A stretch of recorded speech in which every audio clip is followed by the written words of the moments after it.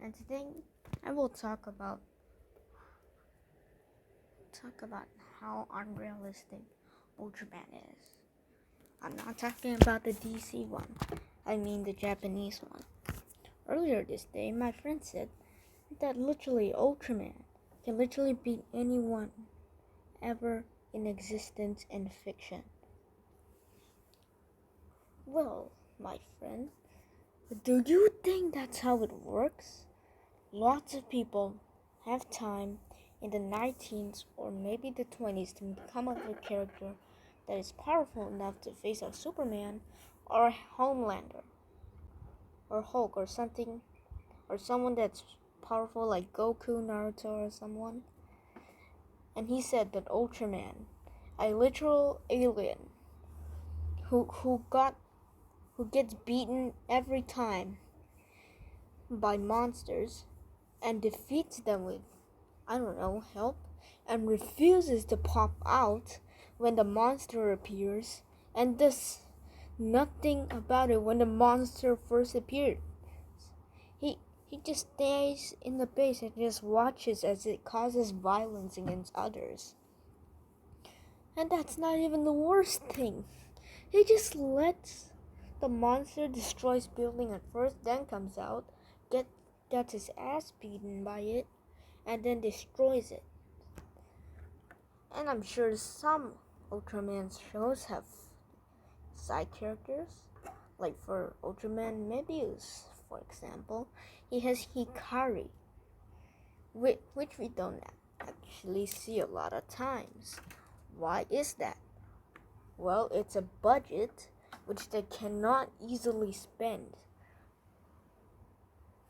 Well, Tsuburaya, are you thinking about the kids or are you thinking about money? Because it sounds like that you're just thinking about money, and that's all.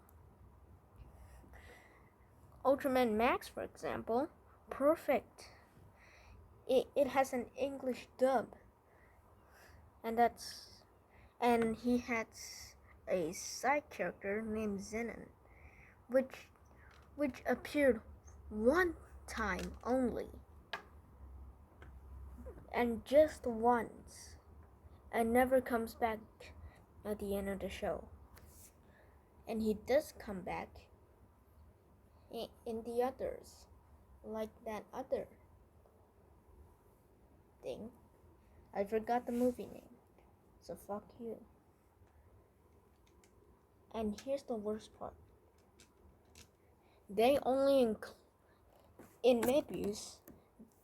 There's a movie about Mebius teaming up with the Ultra Brothers, which is fine because the Ultra Brothers also appear in Mebius' show, including 80. Why didn't they include 80? They include 80 in the show, but no 80 in this film. And they even included Mebius in the Ultra Brothers. What? Why couldn't this happen with the others?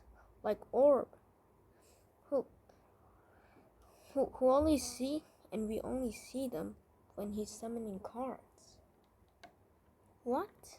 Just make the Ultra Brothers help the other ones.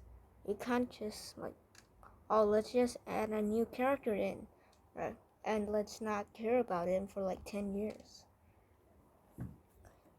In Deckard, Ultraman Trigger appears in like 2 times, and that's normal.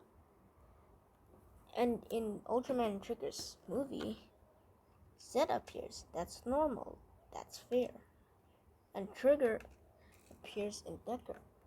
Deckard is finally perfect for once and helps him. But for some reason, they decided to bring the villain, Trigger, back to life and wanting revenge. How? At the end of Ultraman Trigger's show, literally, she faced the darkness. And how did she create a new body of her own? That's not logic. Okay, by the way, that's all for today. Please do not kill me.